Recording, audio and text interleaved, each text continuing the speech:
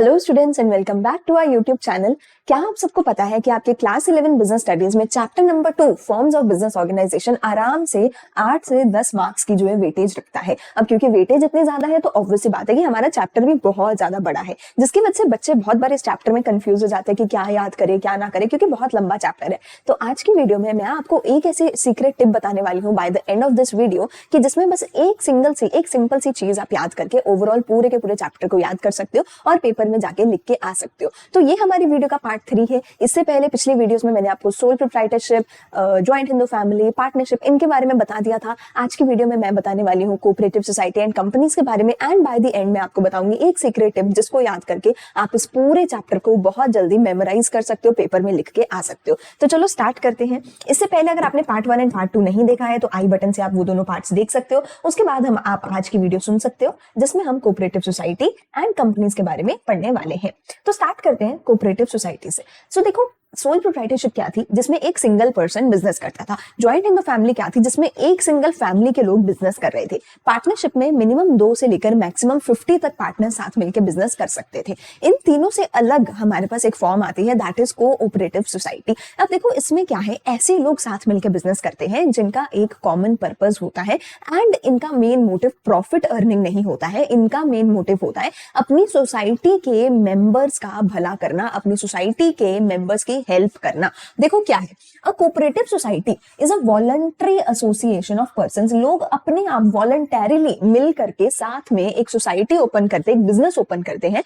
वो साथ में they join together with the motive, मैंने क्या बोला था, प्रॉफिट मोटिव नहीं है, बल्कि मोटिव क्या है, सोसाइटी के लोगों का भला करना, उनकी हेल्प करनी। So motive of welfare of the members. So profit motive नहीं है, बल्कि सोसाइटी के मेंबर्स का वेलफेयर का मोटिव यहाँ पे हम रखते हैं। They are driven by the need to protect their economic interest. जो लोग हैं, सिमिलर तरीके के लोग इसमें आते हैं। फॉर एग्जाम्पल सारे प्रोड्यूसर्स मिलकर कोऑपरेटिव सोसाइटी खोल सकते हैं। फॉर एग्जाम्पल सारे कंज्यूमर्स मिलकर कोऑपरेटिव सोसाइटी खोल सकते हैं। तो कॉमन लोग मिलकर एक अपनी जो है कोऑपरेटिव सोसाइटी खोलते, कॉमन वेलफेयर के लिए, अपने कॉमन इकोनॉमिक इंटरेस्ट को प्रोटेक्ट करने के लिए, in the face of possible exploitation at the hands of the middleman obsessed with the desire to earn greater profits। देखो एक एग्जांपल से इसको समझते हैं। आप में से बहुत सारे बच्चे तारक मेहता का उल्टा चश्मा देखते होंगे। अब तारक मेहता की जो गोकुलधाम सोसाइटी थी उसमें बहुत सारी फैमिलीज रहती थी, बहुत सारे लोग रहते थे। अगर वो सब अकेले अपना घर की ग्रोसरीज और राशन का सामान बाजार से खरीदने जाते तो उनको महंगा मिलता,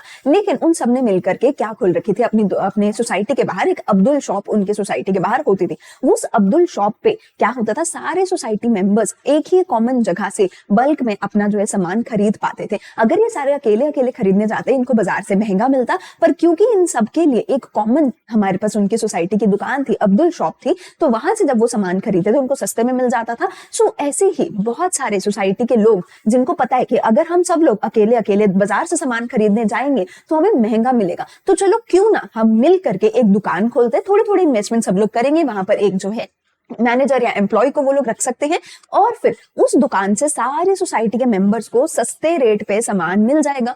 लेकिन अगर सोसाइटी के बाहर का कोई बंदा आता है वहां से सामान खरीदने, उनको नॉर्मल बाजार के रेट पे सामान मिलता है। तो यहाँ पे मेन प्रॉफिट मोटिव नहीं हो रहा, बल्कि यहाँ पे क्या हो रहा है, सोसाइटी के सभी लोगों को ग्रोसरी का सामान सस्ते रेट पे मिल सके, इसलिए उन्होंने वो दुकान खोली है। वही चीज कोऑपरेटिव सोसाइटी में हो रही है कि आप अपने इकोनॉमिक इंटरेस्ट को प्रोटेक्ट करो, ताकि अगर आप बाहर से खरीदने जाओगे तो मिडिल मैन जो है बीच में आ जाएंगे, होलसेलर, रिटेलर, और वो बहुत ज्यादा प्रॉफिट कमाएंगे। उससे अच्छा है आप लोग अपनी खुद की एक कोऑपरेटिव सोसाइटी खोल लो। आई होप सबको चीज क्लियर हो रही होगी। जो कोऑपरेटिव सोसाइटी है इसकी रिक्वायर्ड है हमें कंपलसरी रजिस्ट्रेशन। पार्टनरशिप के केस में रजिस्ट्रेशन कंपलसरी नहीं थी, सोल प्रोप्राइटरशिप को भी हमें रजिस्टर नहीं करवाना होता था, पर कोऑपरेटिव सोसाइटी को कंपलसरी है रजिस्टर करवाना। किस एक्ट के under, under the cooperative societies act of 1912। इसके अंडर रजिस्टर करवाना 100% कंपलसरी होता है। अगली चीज आती है, society acquires a distinct legal identity after the registration. इसकी एक सेपरेट लीगल आइडेंटिटी भी देखने को मिलती है, जो कि सोल प्रोप्राइटरशिप के केस में नहीं थी। सोल प्रोप्राइटर में सेपरेट लीगल एंटिटी नहीं होती थी, बिजनेस और ओनर को सेम माना जाता था, पर इस केस में बिजनेस जब रजिस्टर हो जाता है तो उसकी एक सेपरेट लीगल एंटिटी होती है।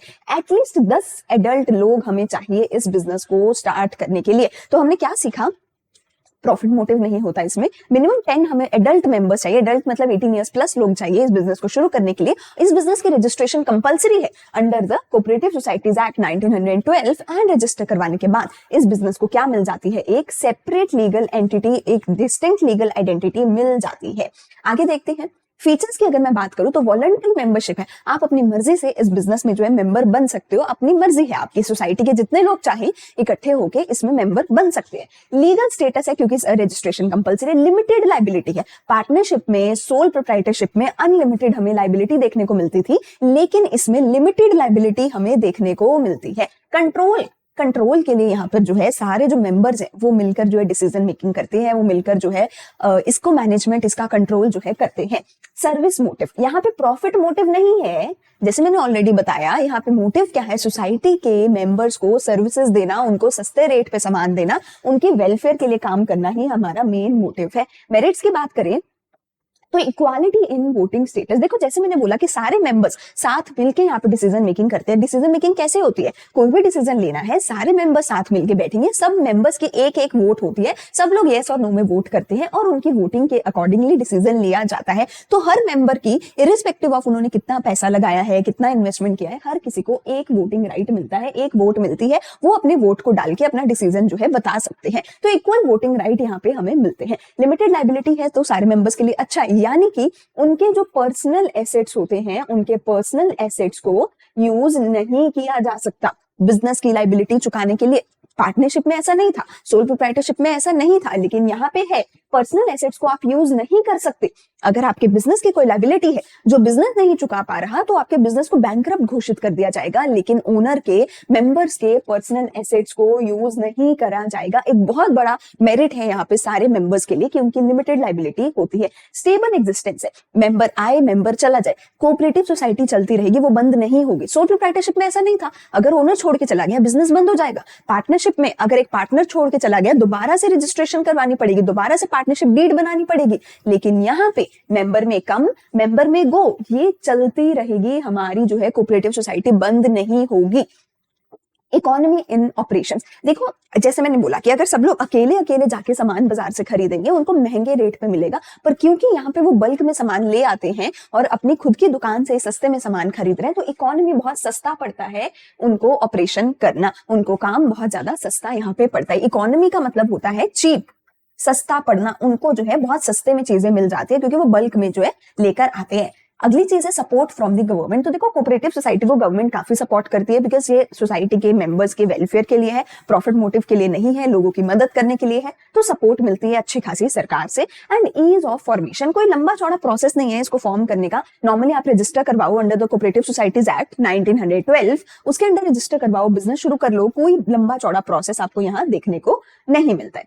डीमेरिट्स की बात करें तो लिमिटेड रिसोर्सेज है, इसमें बहुत ऐसा नहीं होता कि हजारों लोग इसमें मेंबर्स हैं। कंपनी के केस में हजारों लाखों लोग अपना पैसा लगा सकते हैं और कंपनी में इन्वेस्ट कर सकते हैं, कैपिटल दे सकते हैं कंपनी को। पर यहाँ पे ऐसा नहीं है कि हजारों लोग मेंबर बन जाएंगे, नहीं, ज्यादा से ज्यादा जैसे मैंने बोला एक गोकुलधाम सोसाइटी के लोग इसमें मेंबर बन जाएंगे, तो बहुत लिमिटेड ही होता है कि कुछ 50-100 लोग इसमें मेंबर बन जाएंगे। हमें बहुत बड़ी बड़ी कोऑपरेटिव सोसाइटीज ज्यादातर देखने को नहीं मिलती। एक सबसे बड़ी हमारी कोऑपरेटिव सोसाइटी है जिसका शायद आपने नाम सुना ही होगा, अमूल, ठीक है, मिल्क प्रोड्यूसिंग, मिल्क के लिए, ठीक है, ये हमारी बिजनेस है जो पूरे देश में जो है मिल्क सप्लाई करता है, मिल्क प्रोडक्ट सप्लाई करता है। तो अमूल जो है एक सबसे बड़ी हमें कोऑपरेटिव सोसाइटी देखने को मिलती है। उसके अलावा हमें बहुत बड़े स्केल पे कोऑपरेटिव सोसाइटीज देखने को ज्यादातर नहीं मिलती हैं। तो लिमिटेड रिसोर्सेज यहाँ पे होते हैं। इन एफिशिएंसी इन मैनेजमेंट, देखो यहाँ पे हमने क्या बोला है कि जो मेंबर्स है वो मिलकर डिसीजन लेते हैं, तो लॉट ऑफ टाइम जो मेंबर हैं वो इतने सफिशिएंट नहीं होते, उनको इतनी अकल नहीं होती कि वो अच्छे डिसीजन ले सके। And lot of time cooperative society के पास इतना पैसा भी नहीं होता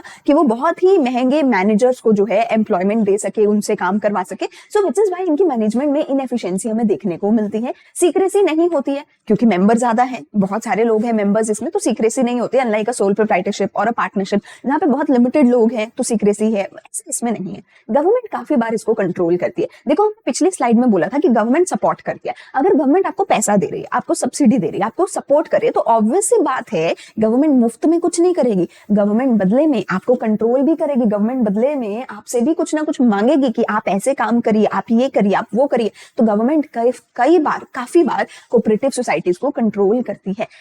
डिफरेंसेस ऑफ ओपिनियन, तो बहुत सारे लोग हैं बहुत सारे लोग हैं, आपस में डिसीजन लेते हैं, आपस में वो लोग जो है वोटिंग करते हैं, तो वहां पे हमें काफी बार डिफरेंस ऑफ ओपिनियन देखने को मिलता है, क्योंकि जितने ज्यादा लोग होंगे उतनी ज्यादा हमें कंफ्लिक्ट की एंड डिफरेंसेस की जो है प्रोबेबिलिटी मिलेगी। सोल प्रोप्राइटरशिप में अकेला बंदा है, कोई दिक्कत ही नहीं है। पार्टनरशिप में 50 तक लोग हो सकते हैं, तो वहां पे भी हमने पढ़ा था कंफ्लिक्ट हो सकता है, लेकिन यहाँ पर भी क्योंकि लोग ज्यादा हो सकते हैं तो ओपिनियन अलग अलग हो सकते हैं, जिसकी वजह से लड़ाई होने के चांसेस होते हैं। तो ओवरऑल अच्छी चीज है, क्योंकि लिमिटेड लायबिलिटी है, रजिस्ट्रेशन इसकी कंपलसरी है लेकिन आसान है, बट थोड़ी सी दिक्कतें भी हैं कि सरकार कई बार कंट्रोल करती है एंड मैनेजमेंट इसकी हमें इनएफिशिएंट थोड़ी देखने को मिलती है।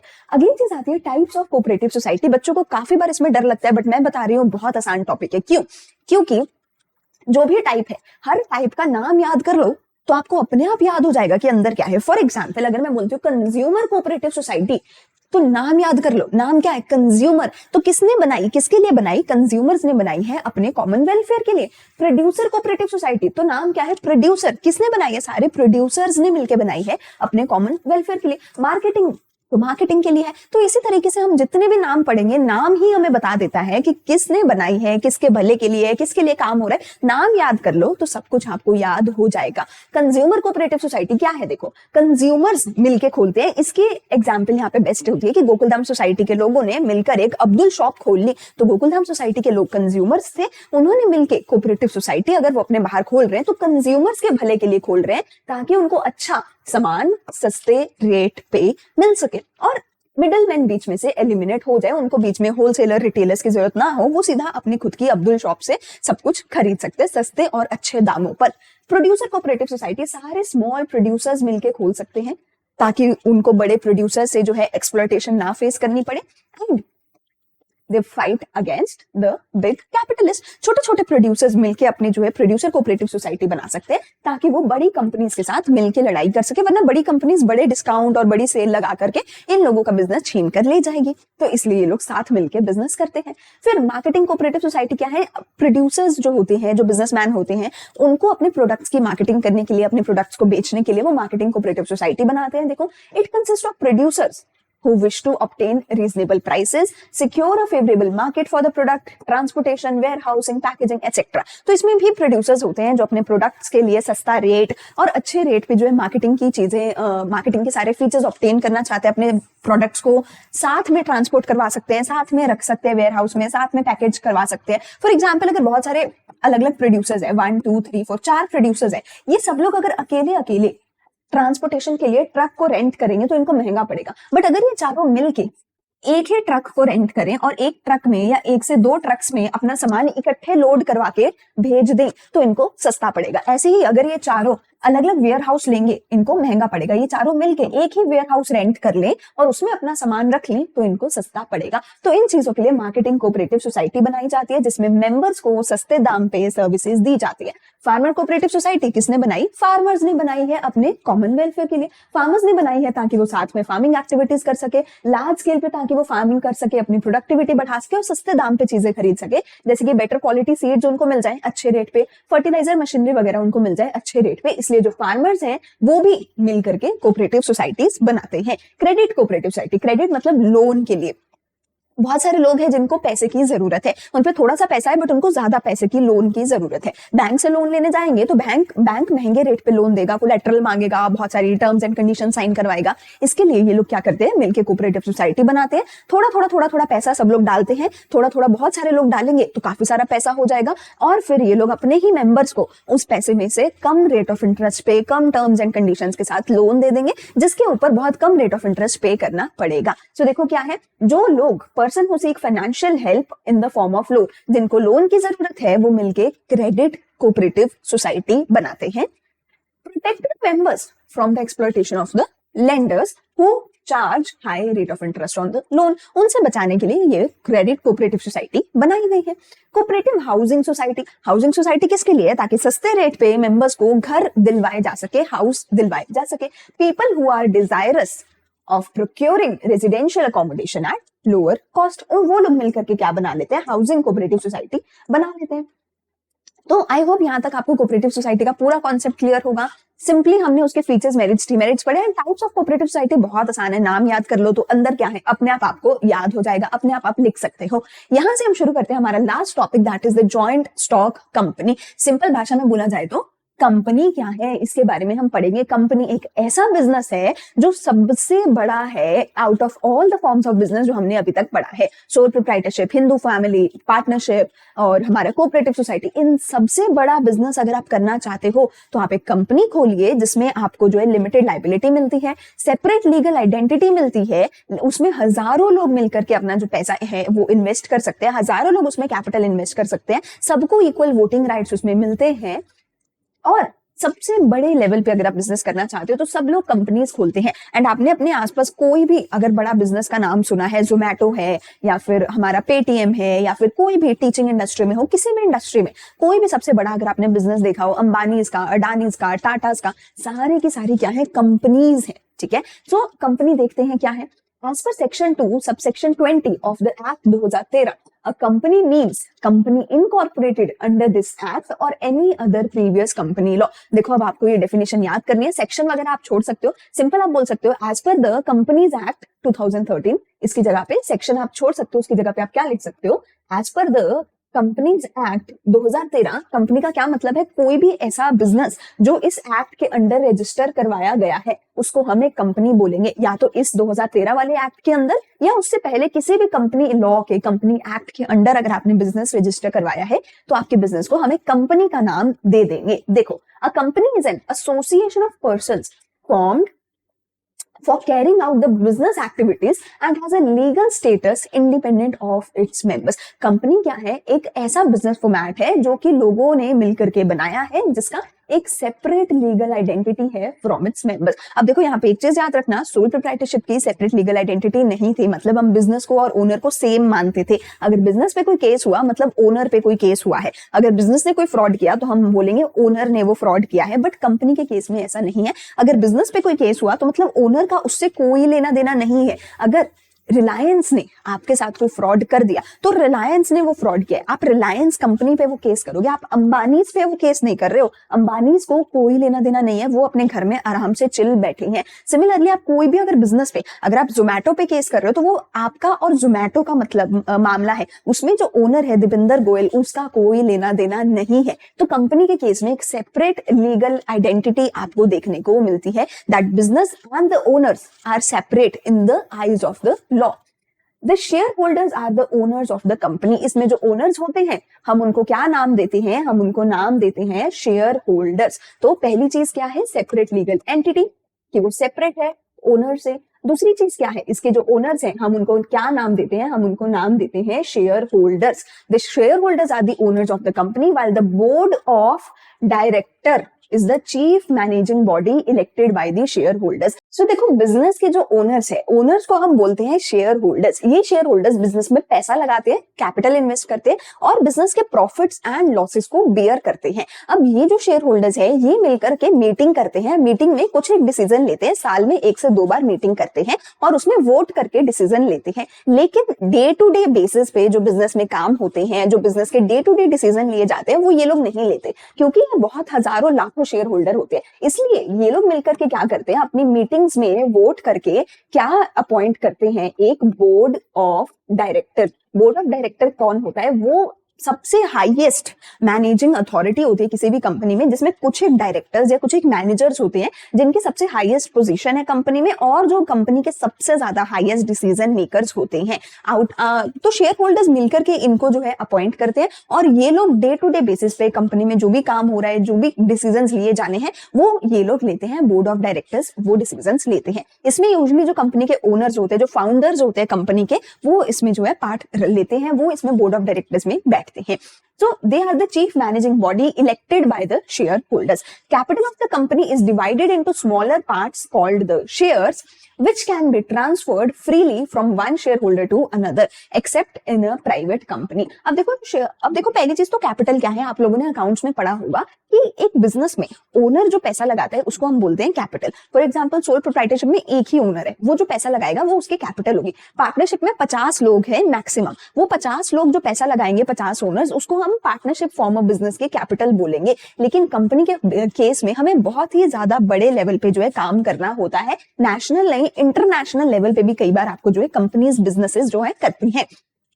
ये हमें देखने को मिलता है। तो इस केस में जो कैपिटल है वो कोई 1, 2, 4 लोग नहीं लगा सकते, किसी के पास इतना पैसा नहीं होता कि वो इतनी बड़ी कंपनी खोले जो इंटरनेशनल लेवल पे काम कर रहे हैं। सो इसलिए यहाँ पे लाखों लोग अपनी कैपिटल, अपना पैसा इन्वेस्ट करते हैं। तो हम टोटल कैपिटल को डिवाइड कर देते हैं छोटे छोटे पार्ट्स में और हर पार्ट को हम बोलते हैं शेयर। फॉर एग्जाम्पल, अगर किसी कंपनी में, मैं कहती हूँ फॉर एग्जाम्पल, अगर किसी कंपनी में 10 लाख रुपए की, 10 लाख तो मैं बहुत छोटा सा अमाउंट बोल रही हूँ, अगर किसी कंपनी में टोटल 10 लाख रुपए की जरूरत है कि 10 लाख रुपए इन्वेस्ट करने पड़ेंगे, 10 लाख रुपए अगर मैं कहती हूँ 100 लोगों ने मिलकर के इन्वेस्ट करे हैं, सो मैं 10 लाख डिवाइडेड बाय अगर 100 कर दूं तो पर पर्सन कितना हो गया, 10,000 रुपीज। तो हर बंदे को 10,000 रुपए कंपनी में लगाने पड़ेंगे ताकि वो कंपनी को शुरू कर सके। तो ये 10,000 क्या हो गया, हर एक इंसान का शेयर हो गया ऑफ द कैपिटल, की आपने कैपिटल में 10,000 का शेयर, आप 10,000 रुपए आपने लगाए हैं, उसको हम परसेंटेज फॉर्म में निकाल सकते हैं कि टोटल कैपिटल में से आपने कितना परसेंट आपने पर्टिकुलरली इन्वेस्ट किया है। मान लो आपने टोटल कैपिटल में सिर्फ 1% इन्वेस्ट किया है,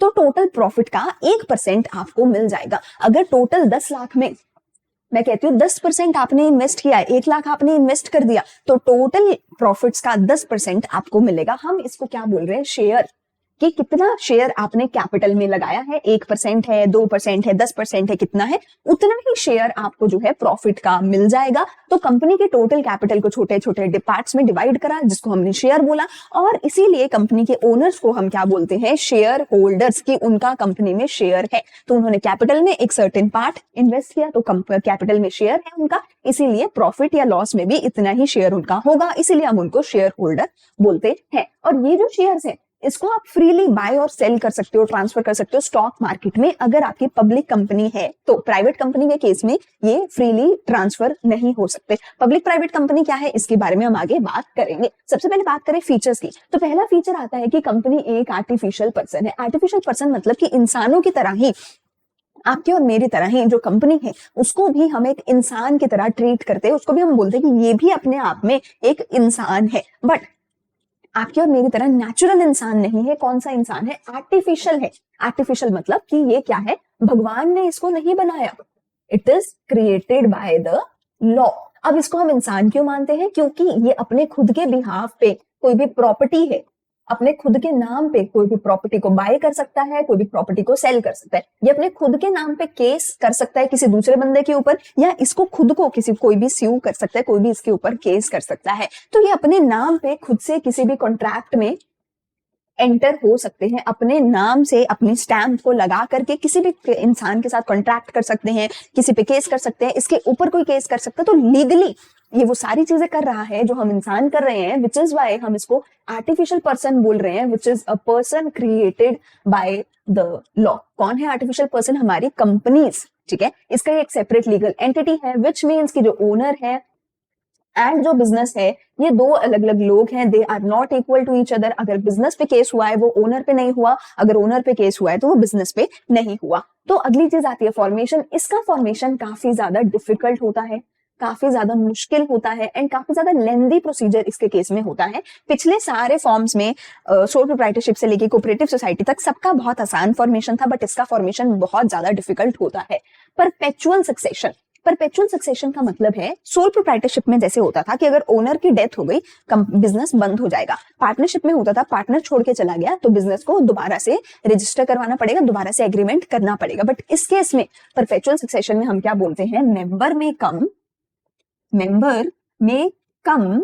एंड मेंबर में गो। कोई भी मेंबर आए, कोई भी मेंबर चला जाए, कंपनी को कोई फर्क नहीं पड़ेगा। Company shall continue for ever, company shall continue for ever. इस चीज का मतलब है परपेचुअल सक्सेशन। मेंबर आए मेंबर जाए, कंपनी हमेशा तक चलती रहेगी। इसको हमने क्या बोला कि कंपनी क्या है, केस में क्या है, परपेचुअल सक्सेशन हमें देखने को मिलती है। कंट्रोल मैंने बता दिया, सारे शेयर होल्डर्स मिलकर जो है डिसीजन लेते हैं, लेकिन वो सारे शेयर होल्डर्स मिलकर बोर्ड ऑफ डायरेक्टर को अपॉइंट करते हैं जो day to day decision making business में करते हैं। लाइबिलिटी इस केस में हमारी कैसी होती है, इस केस में लिमिटेड हमें जो है लाइबिलिटी देखने को मिलती है। लाइबिलिटी जो है इस केस में हमें लिमिटेड देखने को मिलती है, यानी कि अगर बिजनेस को कुछ हुआ, अगर बिजनेस अपने लॉस नहीं चुका पा रहा, अपने डेट नहीं चुका पा रहा, तो ओनर के पर्सनल एसेट को कोई हाथ नहीं लगाएगा। आप बिजनेस को बैंकरप्ट घोषित कर दोगे, बिजनेस बंद हो जाएगा, पर ओनर के पर्सनल एसेट को कोई हाथ नहीं लगा सकता।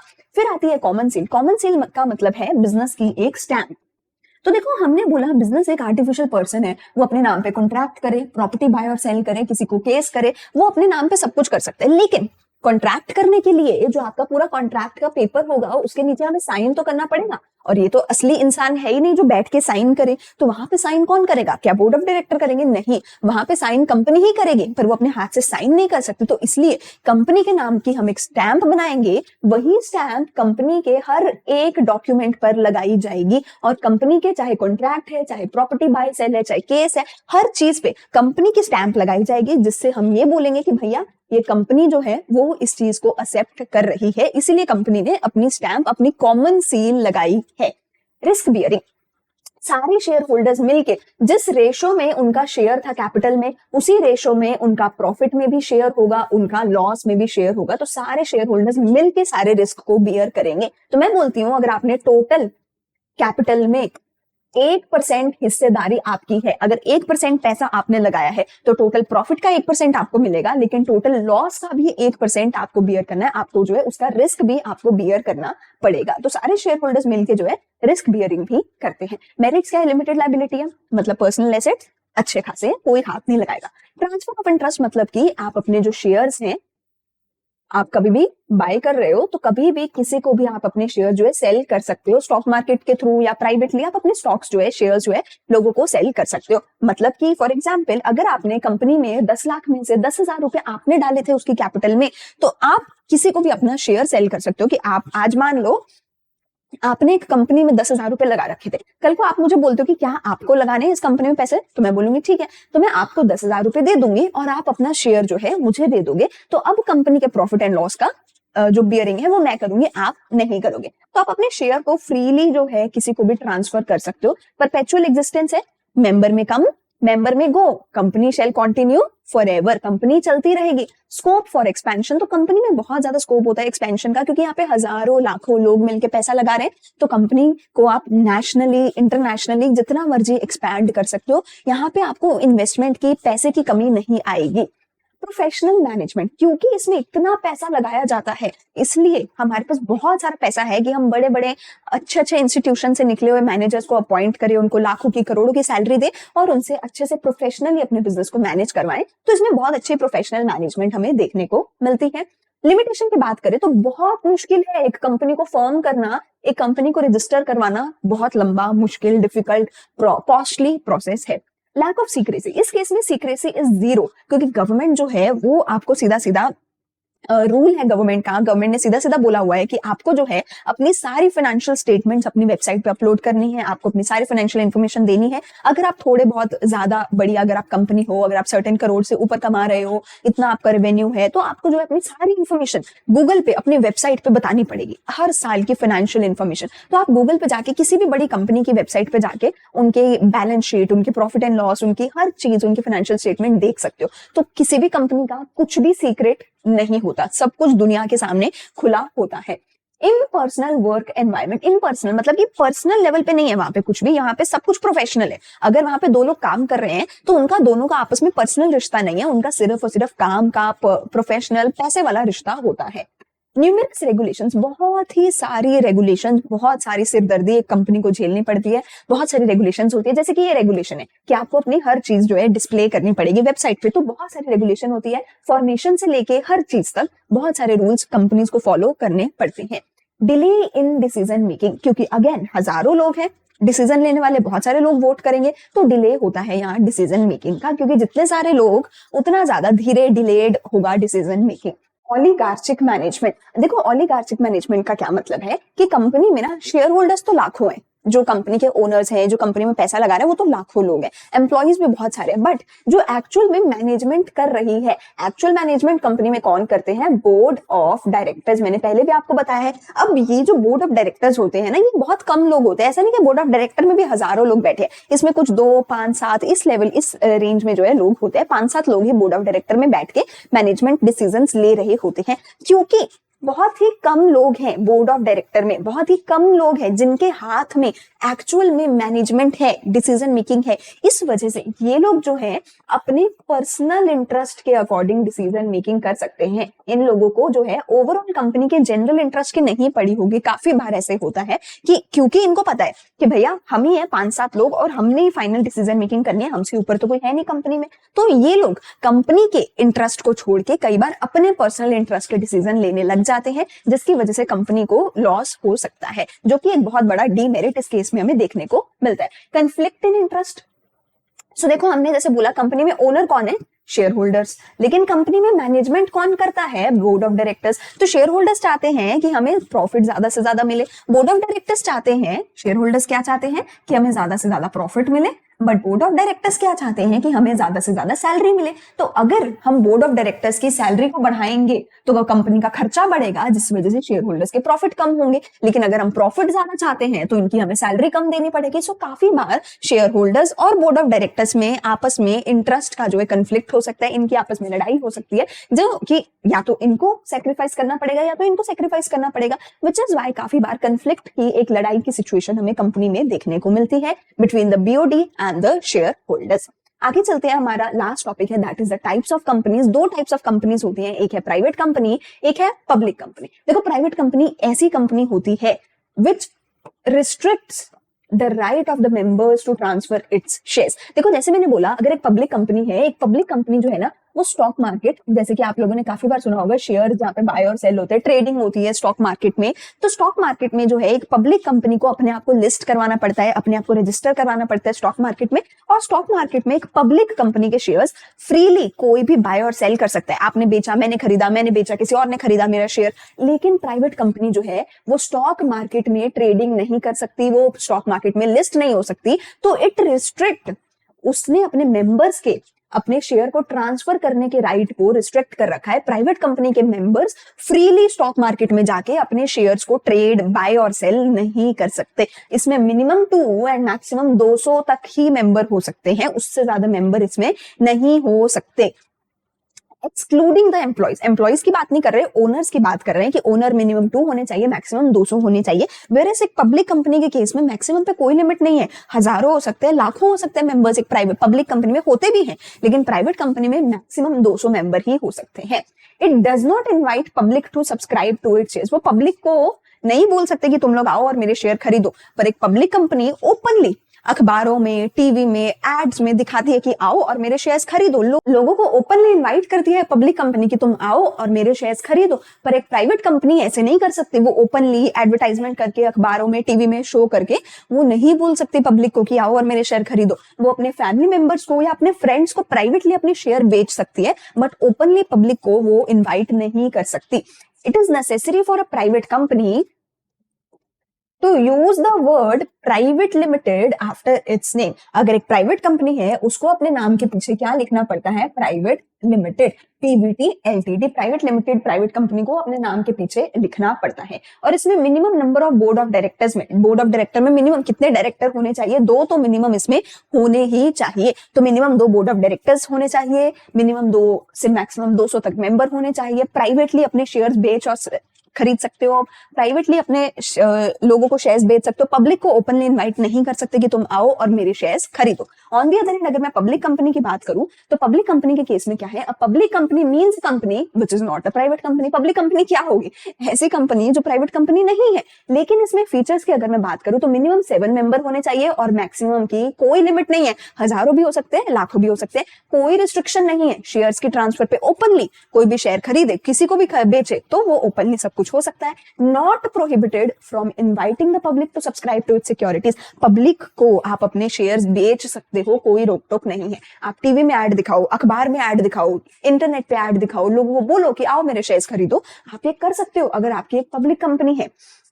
However, a private company which is a subsidiary of a public company is also treated as a public company. लेकिन अगर एक प्राइवेट कंपनी है, वो सब्सिडरी है एक पब्लिक कंपनी की, तो उसको भी हम पब्लिक कंपनी मानेंगे। सब्सिडरी मतलब कि उसका सब पार्ट है। कि फॉर एग्जांपल एक पब्लिक कंपनी ने एक प्राइवेट कंपनी को खरीद लिया, या एक पब्लिक कंपनी ने अपने अंडर एक छोटी सी प्राइवेट कंपनी खोल ली, तो उस केस में हम उस प्राइवेट कंपनी को भी पब्लिक कंपनी मानेंगे। इसमें मिनिमम नंबर ऑफ डायरेक्टर्स कितने होने चाहिए? 3। तो देखो, एक पब्लिक कंपनी में और प्राइवेट कंपनी में डिफरेंस क्या है? अगर मैं इसकी बात करूं तो पब्लिक कंपनी में मिनिमम 7 से लेकर के मैक्सिमम पे कोई लिमिट नहीं है मेंबर्स की, लेकिन प्राइवेट कंपनी में मिनिमम 2 मैक्सिमम 200 मेंबर्स हो सकते हैं। पब्लिक कंपनी में मिनिमम 7 डायरेक्टर्स होने चाहिए, लेकिन प्राइवेट कंपनी में मिनिमम 2 डायरेक्टर्स होने चाहिए। पब्लिक कंपनी जो है वो अपने आप को स्टॉक मार्केट में लिस्ट करवाती है और स्टॉक मार्केट में फ्रीली अपने शेयर्स को बाय एंड सेल कर सकती है। फ्रीली ट्रेड होते हैं इसके शेयर्स, बट इसके नहीं होते। ये पब्लिक को इन्विटेशन दे सकती है कि तुम आओ और मेरे शेयर्स खरीदो, बट प्राइवेट कंपनी पब्लिक को फ्रीली इनवाइट नहीं कर सकती कि तुम आओ और मेरे शेयर्स को खरीदो। तो आई होप ये सारा कॉन्सेप्ट आपको क्लियर होगा कि प्राइवेट कंपनी क्या है, पब्लिक कंपनी क्या है।